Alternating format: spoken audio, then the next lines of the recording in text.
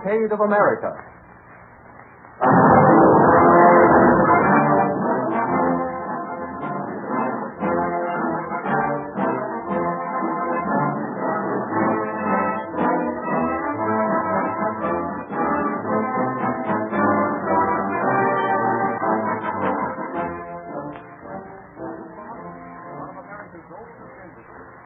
The Cavalcade of America, a series of episodes from American history, stories portraying the qualities that have guided the American people from the earliest days to the present time.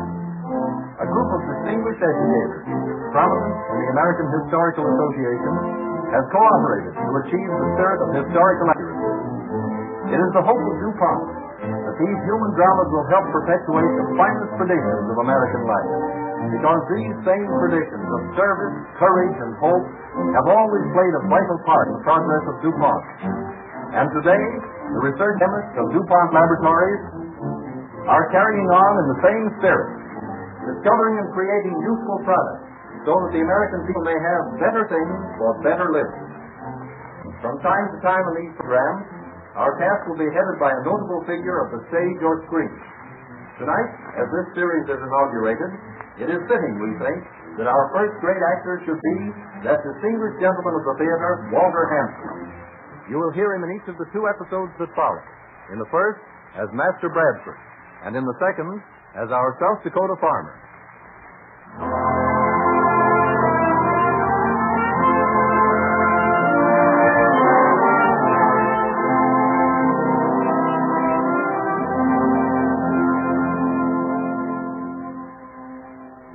As you watch the American Cavalcade pass in review, you find much that is not pomp and circumstance.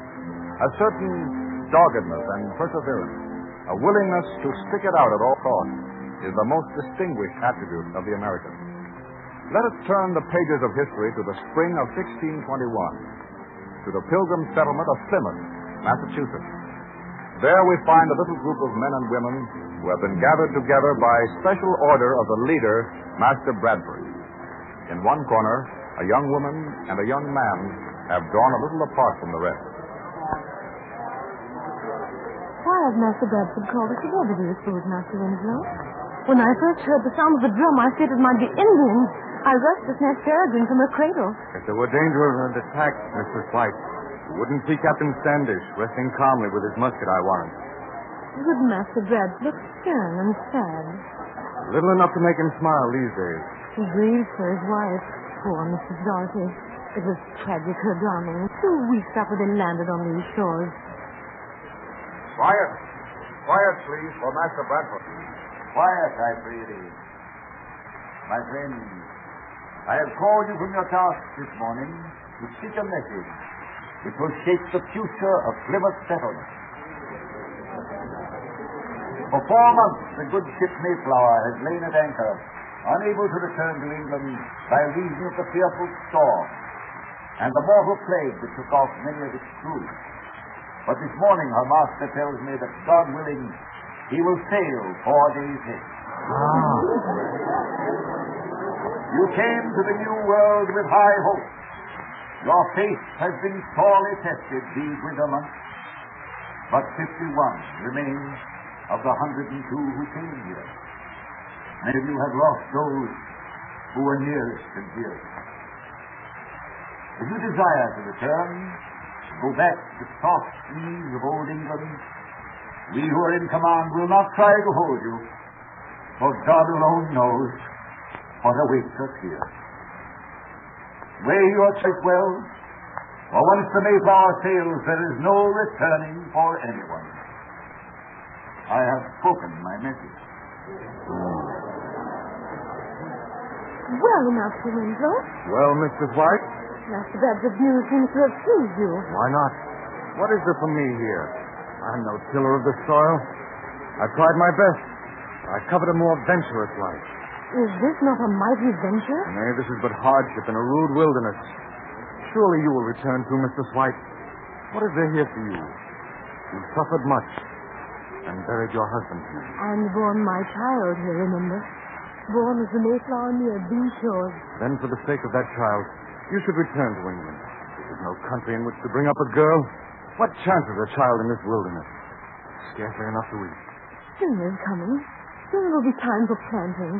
Everyone will be needed. There'll be few enough for any planting. Perhaps none. But, Edward, this is no time to turn back. We've made friends with the Indians.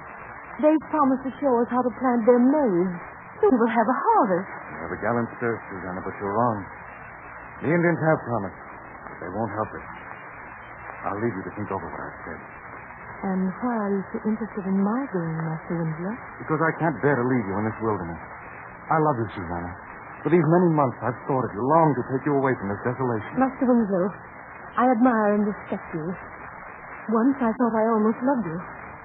But Peregrine and I stay here and leave you the wandering adventurers. But, Susanna, if you only knew how long I've loved you. Good day, Master Winslow. But, Susanna. I play not with wandering dreams. And come what may, I am holding to this place and purpose. Susanna. Susanna.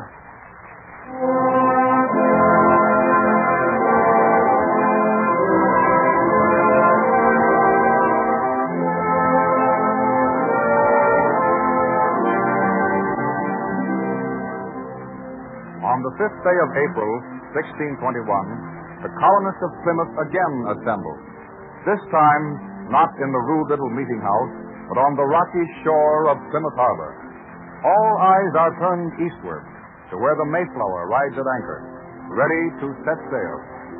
On the shore, the captain, Thomas Jones, is bidding a last farewell to Governor Bradford.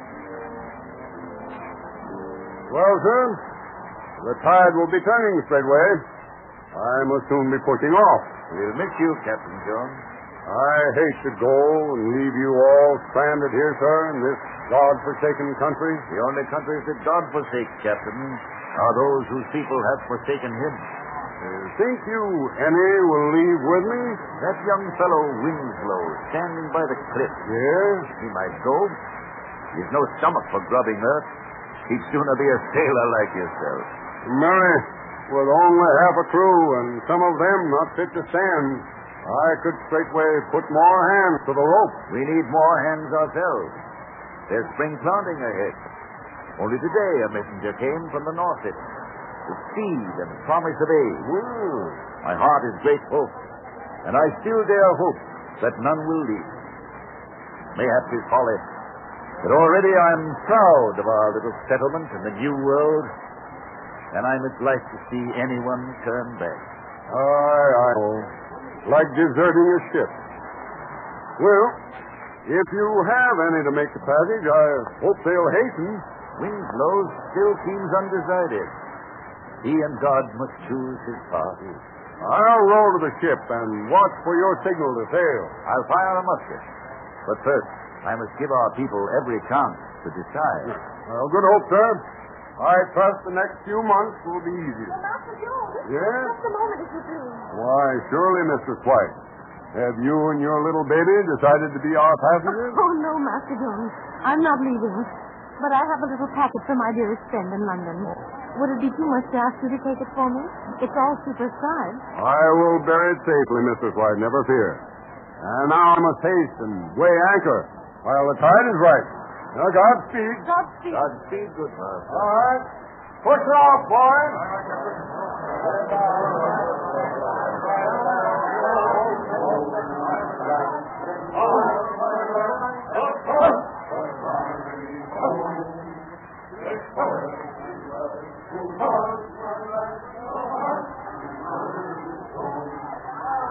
So the Mayflower sailed without you, Master Winslow. Mr. White, you speak to me once more.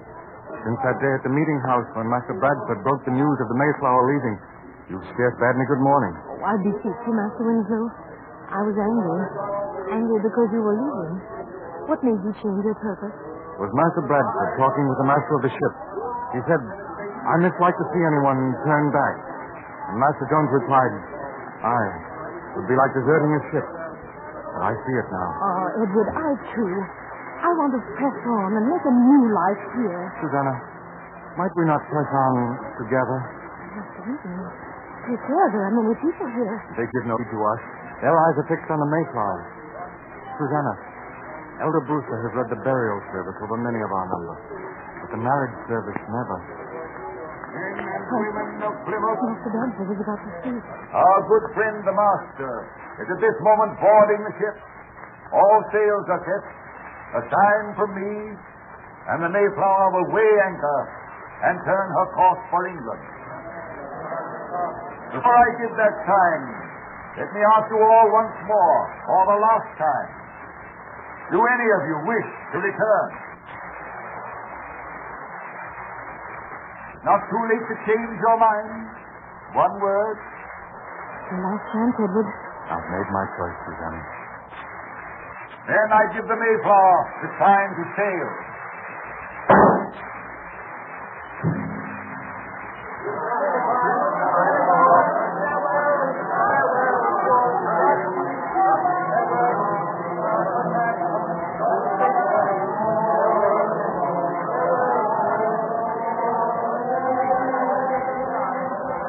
How white her sails gleam. Glad I am the sun is shining so fair today. The earth feels warm and rich at last. Look, Peregrine. Oh, look, baby. I wish we might stand this morning on her memory. She's looking landward. Right, too. Why look back when there is so much ahead?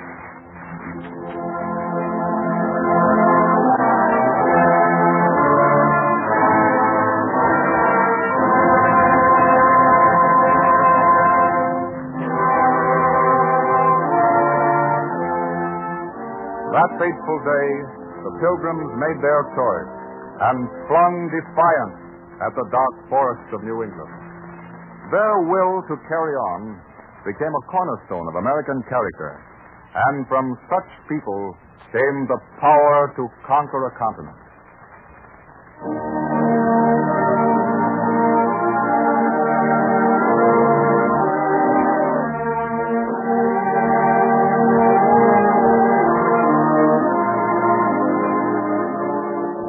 Slowly but surely, the cavalcade moved westward. After the pioneers came the farmers. 3 centuries have passed. It is the summer of 1931. Let us look into the kitchen of a small South Dakota farmhouse. Sarah Winslow is busily preparing supper. Give these biscuits just about 5 minutes more. By that time, your father ought to be here.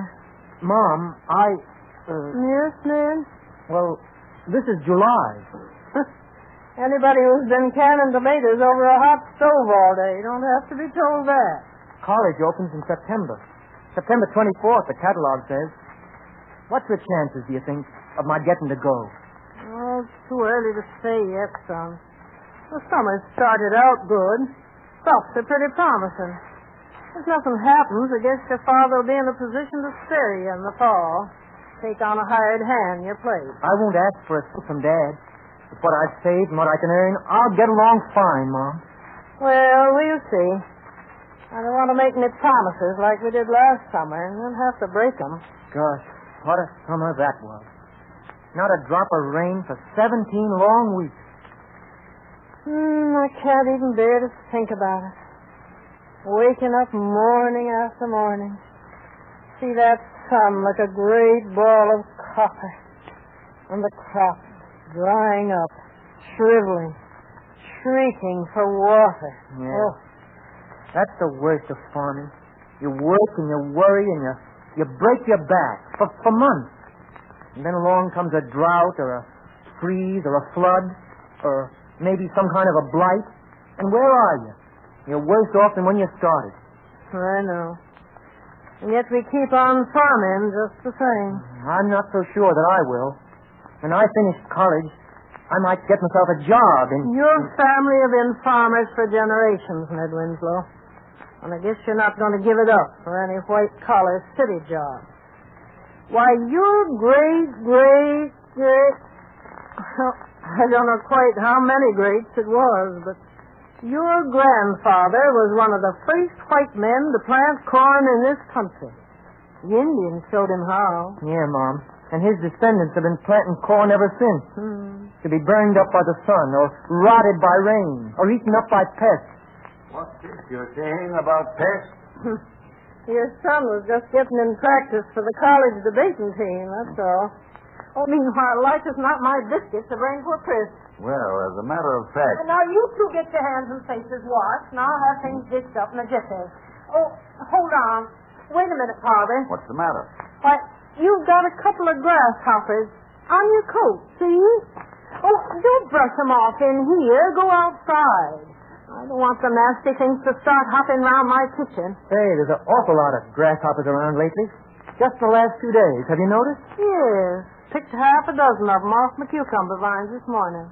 Well, they were eating the leaves as greedy as anything. They don't eat anything more valuable than your cucumber vines. We'll be lucky. Well, you talk as if my cucumber vines didn't matter. We don't depend on cucumbers for our living. My cucumber pickle's taken second prize at the state fair for 3 years now. And if it don't take first prize this year... Oh, there's one of those pesky creatures under the sink. Well, what of it, Mom? They're harmless. Not this variety. What do you mean, Dad? Well, these ain't the regular ordinary variety of grasshoppers that you get every summer. They're a special breed. Yeah, they got a couple of stripes down the desk. I noticed that. And an appetite that's never satisfied. An appetite for what? Anything and everything.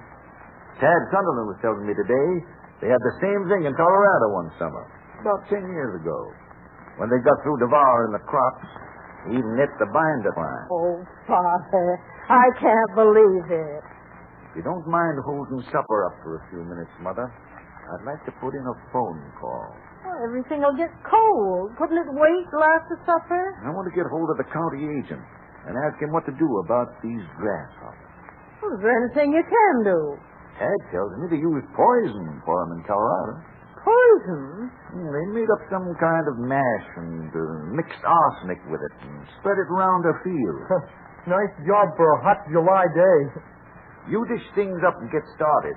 I'll be right back. All right. Come on, son. All right.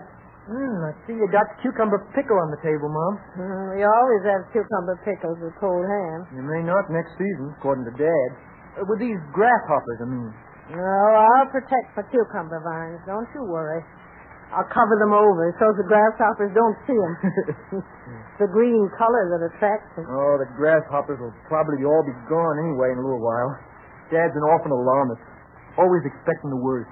The worst has happened so many times, that's why. The drought last year just about ruined him. Oh, here he comes now.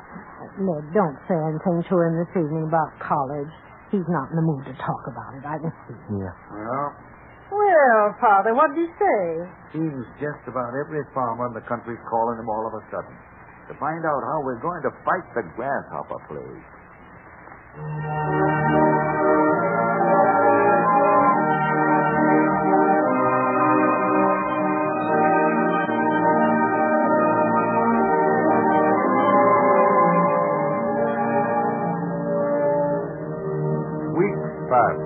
A cloud of grasshoppers darkens the sun and settles over the fields, leaving them barren of crops and the farmers in desperate poverty.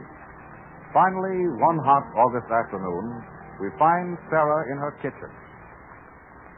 Hello, Jane. Oh, hello, Sarah. Just stopped in for a second. We're on our way to fair meeting up in Jones Field. You going? Yes, just from Zedward Ned get in. They've been working day and night, scattering poison mass. But there's so much ground to cover. And only the two of them to do it. Well, how about the cucumber vines? Were you able to save them? My cucumber vines. Didn't I tell you what happened to them? No. Last I heard, you were keeping them covered with dish towels. You won't believe it, but those grasshoppers ate the vines, dish towels, and all. I can believe it. You heard about the experience the Lindstons had, didn't you? No. You know, the Swedish families at least the old Fuller farm. Oh, yes. What happened? Well, they decided the best way to get rid of the grasshoppers was to send their turkeys out of the field to hunt. Yes. So they figured it would clean out the grasshoppers and fatten up the turkeys at the same time, see? Well, when the turkeys came back home to roost that night, them grasshoppers had stood them as bare as if they'd been plucked in your own kitchen. How can you laugh, Jane? I think it's dreadful. Well, if I didn't laugh at some of the things that happen these days, Sarah, I'd go crazy. John's so worried sick he can't eat nor sleep. If something don't happen pretty soon, I don't know what we'll do. There's nothing we can do but go on. We can't quit. How does young Ned feel about it? I hear he ain't so crazy about farming. Oh, he's all right, but Ned don't set much store but praying, I'm afraid. He says the only thing that'll bring relief is spraying. Spraying poison in big enough quantities to really kill the pest. Folks pray for rain in the churches and for relief from famine and pestilence. The Lord can send relief for them things. I guess he can send relief for a plague of grasshoppers. Oh, well, the folks are waiting out in the car. I better be going. Well, we'll see you at the service. Only for us. Well, walking's better than driving anyway. Why, just coming down the short distance we did, our car got stalled twice. Grasshoppers clogging up the radiator. Well, goodbye. Goodbye, Jane. Hello, Edward. Going to service? Hello, Jane. Yes, we're going as soon as Mother's ready. I'll see you there. Goodbye. Goodbye. I'll be ready in a minute, Edward. I'm going to get my hat. My, it's hot. Up to 110 the gauge. Weather report over the radio said it was the hottest August 14th in I don't know how many years. Well, it seems hotter when there's no green in sight. Well, I'm ready now. All right. Are you coming to the service, Ned? Oh, well, I suppose so. Won't hurt you any. Well, let's start. Whew. Even hotter out here. Yeah. By the way, Mother, I saw Mrs. Granister in town this morning. She told me to tell you goodbye. They're leaving? They left. She said she'd been driven over here to see you before they went. It was all decided to something. Well, where are they going? Someplace, she says, where there's no grasshoppers or droughts or floods. Then they're giving up farming for good? Looks that way. They show good sense. The rest of us ought to do the same thing. You don't really mean that, son. Sure I do. What's the use of breaking your back, breaking your heart, farming? Somebody's got to do it. Somebody's got to plant and cultivate and harvest crops to feed the rest of the world. Your cities are all right and fine, but where would they be without the farmer? Where would they get their bread and their butter and their milk and their other food stuff? A lot of food they'll get from us this year. Look at that field we're passing now, Dad. Just stubble. Not a thing left. There's always another year ahead of us, though. That's the great thing about farming. No matter how bad one season may be, there's always the hope and the chance that the next year will be a good one. Yeah, if you can live till the next year on nothing but hope. We've still got our cows and chickens and a few acres of corn. Oh, we're fighting a losing battle, though. What can you and I do, Dad? Scatter in prison by hand against billions of grasshoppers. The government may provide aid. The government. They promised help, but where is it? When does college open, son? College? Why, 24th of September. You'd better write and send in your application. Why, Dad. I know how you feel about farming, boy. I know how bad you want to get away. I'd be the last person on earth to try to keep you here. But, Dad, I couldn't go and leave you in a jam like this. We can get along. Would you and Mother leave, too? How about it, Mother? Leave the farm? Our lease expires this fall. But why should we leave? Because times are bad. That's no reason. Others are quitting. Not this family. Our folks have been farmers for generations, Father. Yours and mine both. The Winslows and the Morgans. They fought all the things that we've been fighting, and they won out. Well, looks like service is about to start. Oh, my, look at Jones Field. Just a lot of stubble. While last year it was waving corn. Now everybody in the county must be here. Seems funny, don't it, to be gathering for prayer at Field? There's no church in the country big enough to hold this congregation. Anyhow, it's more fitting to pray out here.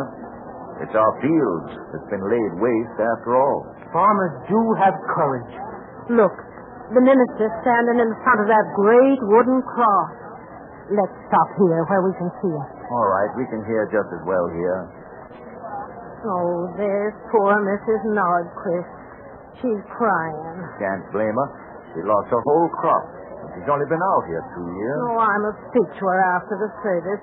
Maybe there's a little something we could do for her. I hear she's almost starving. Must be over 1,000 people here.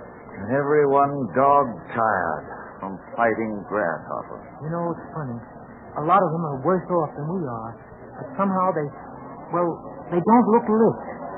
Look, The minister's holding up his hand for quiet. Let us bow our heads in prayer. Almighty God, You know, Dad, there's something about these farmers all out here praying. It gets me. There is something in farming, son. I guess that's why your mother and I are staying. I'm staying too, Dad. No, don't you do it. You go to college like you planned. You've already put it off 1 year. It won't hurt me to wait a little longer. Oh, Dad, I got some money saved. It's yours, Dad. I want you to have it. Why? Why, son? We'll see this thing through together, you and Mom and I. Listen. What's that? Oh, it's a plane, Mom. Just a mail plane. The mail plane ain't due here for 3 hours. Boy, I can't tell you how I feel. You're saying you'll stick with it. Father, Ned, look. What? The plane, look. Gosh, it's flying low. That cloud, they're following us. What is it? Why, it's poison thing. It's a government plane scattering poison. Manna from heaven, that's what it is. Our prayers have been answered. Our fields are already white with it. He's flying towards Grannis's farm now. The farm they lit. Oh, I'm glad we stayed and that I stayed. God bless you, boy. I knew you'd stay. You're a Winslow. You couldn't turn back.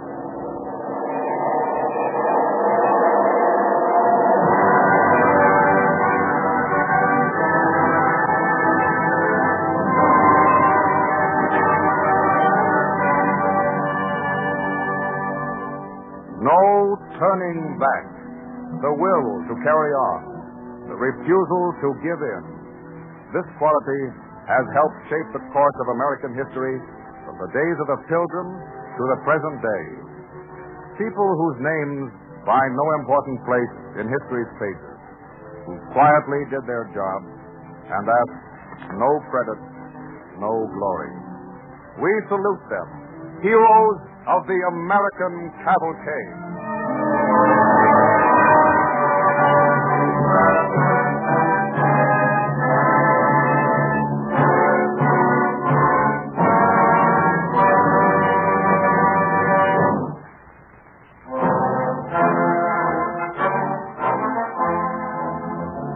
Stories like this make us realize how completely dependent we are on our friend the farmer, on his courage and skill and resourcefulness, and what a daily struggle he has to wage, not only against weather and soil erosion, but against the hungry hordes of man's greatest enemies, the insects. Scientists have already classified more than 600,000 different kinds of insects in the world. If nothing were done to fight all these bugs, they could wipe out our whole human race in a single year. So it's a day and night battle that the farmer wages for us, literally a battle for our lives. And chemistry is his most powerful weapon. DuPont, producers of chemical products since 1802, is the farmer's ally, furnishing ingredients to fertilizer manufacturers, explosives with which to remove stumps and stop soil erosion, and plant sprays and insecticides that are used all the way from the orange groves of Florida and California to the wheat fields which are the breadbasket of the world. The aim of these services to American enterprise is to provide better things for better living through chemistry.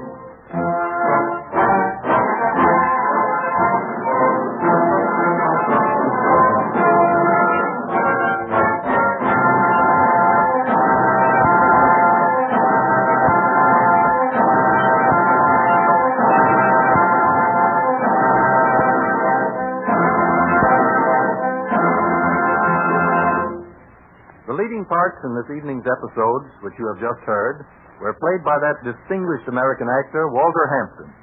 Next Wednesday evening at this same time, Francho Tone, one of Hollywood's brightest stars, will appear when DuPont again presents The Cavalcade of America.